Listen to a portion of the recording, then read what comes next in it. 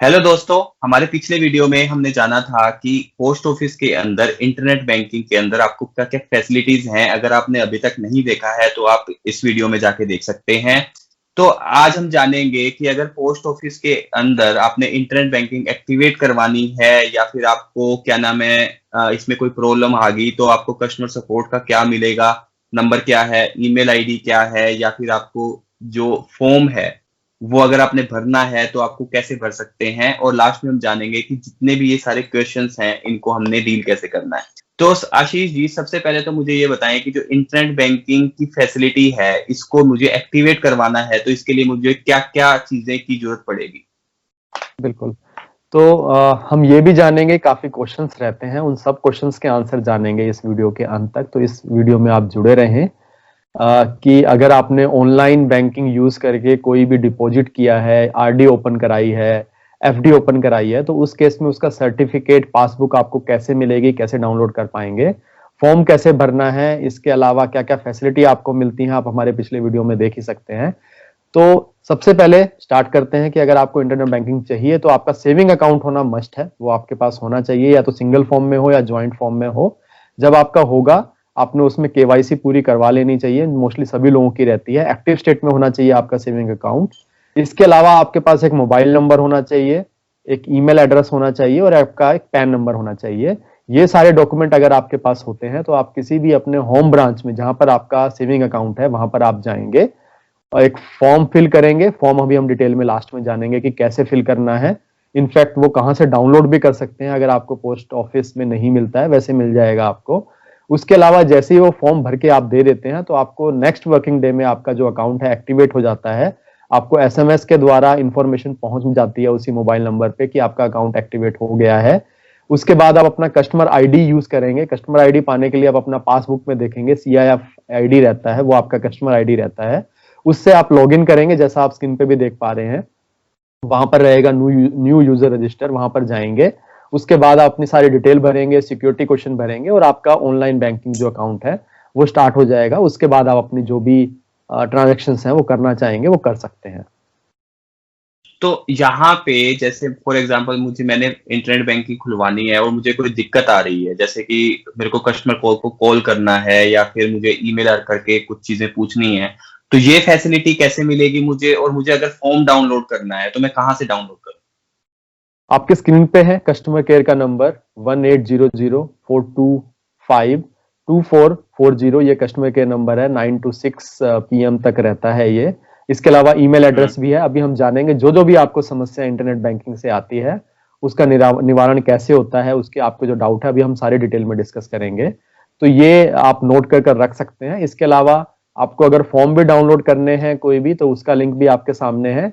आप ATM card, internet banking, mobile, SMS banking, इनमें से सारे फॉर्म आपको वहां पर मिल जाएंगे। इनफैक्ट आप किसी भी स्कीम्स के अगर फॉर्म देखना चाहेंगे तो वहां पर आपको सारे के सारे मिल जाएंगे। इनफैक्ट एक और फैसिलिटी हम अपने इस वीडियो में देते हैं कि अगर आपको पोस्ट ऑफिस की किसी भी स्कीम्स के लिए क्या इंटरेस्ट रेट चल रहे हैं आज की डेट में, आपको क्लेम करने में कोई दिक्कत आ रही है, किसी टाइप का कोई भी क्वेश्चन पोस्ट ऑफिस स्कीम से रिलेटेड, आप हमारे कमेंट सेक्शन में लिख सकते हैं। हमारी टीम आपको तुरंत रिप्लाई कर देती है और हमारा पर्पज यही रहता है कि आपको सही समय पर सारी हेल्प मिल जाए और आपको पोस्ट ऑफिस में अननेसेसरी चक्कर ना काटने पड़े। इसके अलावा अगर आपको पोस्ट ऑफिस की तरफ से कोई सपोर्ट नहीं मिलता तो आप यहाँ कमेंट डालकर अपना आंसर प्राप्त कर सकते हैं विनय जी। तो यहाँ पे एक लोगों को काफी प्रॉब्लम आती है कि जैसे पासवर्ड जब भूल जाते हैं या फिर वो लॉगिन नहीं कर पा रहे या फिर अकाउंट डिसेबल हो जाता है, या फिर जो अकाउंट में लॉगिन हो गया बट जो ट्रांजैक्शन है वो लिमिट कर दी है कि आप ट्रांजैक्शंस नहीं कर सकते हो, तो इस जो ये सारी प्रॉब्लम्स हैं इनको कैसे निवारण होगा इसका? दो तरह के इशू आते हैं, वो अपना पासवर्ड भूल जाते हैं। एक ये प्रॉब्लम रहती है। तो पासवर्ड अगर भूलते हैं तो यूज फॉरगेट पासवर्ड, एक जैसे आपने होम स्क्रीन पे देखा था, वहां हम्म। क्लिक करके आपसे सिक्योरिटी क्वेश्चन पूछा जाएगा, ओटीपी आपके मोबाइल पे आएगा, तो अपना पासवर्ड आप रीसेट कर सकते हैं। लेकिन अगर आपने 5 बार अपना पासवर्ड गलत डाल दिया है तो उस केस में आपको थोड़ी समस्या हो सकती है। आपका यूजर जो आईडी है वो डिसेबल कर दिया जाएगा लॉगिन के लिए। यही अगर आपने ट्रांजेक्शन पासवर्ड अगर आपने 5 बार गलत डाल दिया है तो उस केस में आपका ट्रांजेक्शन राइट्स जो है वो डिसेबल कर दिए जाएंगे। तो उस केस में अगर ऐसा होता है तो उस केस में आपको ध्यान रखना है कि अपना सीआईएफ आईडी या यूजर आईडी, आपको जो हमने आपको ईमेल एड्रेस दिया था वहां पर आपको ईमेल करनी है। अपने रजिस्टर्ड ईमेल एड्रेस से। तो जैसे ही आप अपने रजिस्टर्ड ईमेल एड्रेस से वहां पर मेल करेंगे तो दोबारा से एक्टिव कर दिया जाएगा विद इन 1 वर्किंग डे, और आप दोबारा से इंटरनेट बैंकिंग को यूज कर पाएंगे। आपको एक चीज ध्यान रखनी है, सिक्योरिटी क्वेश्चन आपको जरूर डालने हैं, क्योंकि ये फॉरगेट पासवर्ड को अगर आप भूल जाते हैं पासवर्ड, उसको रिट्रीव करने के लिए काफी फायदेमंद होता है। इसके अलावा आप हमेशा अपना लॉगिन नेम और पासवर्ड जो रहेगा लॉगिन अलग रखेंगे। सिमिलरली आपका लॉगिन पासवर्ड, ट्रांजैक्शन पासवर्ड, ये भी आप अलग अलग रखेंगे। इससे आपको सिक्योरिटी प्रदान होती है। और हमेशा इनफैक्ट हमारी वेबसाइट पे भी ये सुविधा है कि वो आपको एक जैसा पासवर्ड रखने की ऑप्शंस नहीं देता है। तो आप पोस्ट ऑफिस में ये सारे पासवर्ड और यूजर नेम अपना अलग अलग रखेंगे विनय जी। तो यहाँ पे एक क्वेश्चन आता है कि ठीक है, मेरा अकाउंट बन गया, मैंने लॉगिन भी कर लिया, बट मेरे को ट्रांसफर करना है या डिपॉजिट करना है, तो उसके लिए क्या क्या फैसिलिटी रहेंगी? बिल्कुल, आप उसमें ट्रांसफर कर सकते हैं इंट्रा बैंक के अंतर्गत। आपके रिलेटिव का अगर या आपके फ्रेंड का पोस्ट ऑफिस में अकाउंट है, आप उसका अकाउंट में पैसे अपने पोस्ट ऑफिस अकाउंट से ट्रांसफर कर सकते हैं। आप बैंक में ट्रांसफर नहीं कर पाएंगे, ये सुविधा ऐड नहीं की गई है। उसके अलावा आप RD, term deposit, PPF account में पैसे ट्रांसफर कर सकते हैं। आरडी को ओपन करा सकते हैं, टर्म डिपॉजिट को ओपन करा सकते हैं, विड्रॉ कर सकते हैं वहां से प्री मैच्योर अगर आपको विड्रॉ करना है। तो वो ब्रेक की फैसिलिटी भी रहती है उसके अंतर्गत।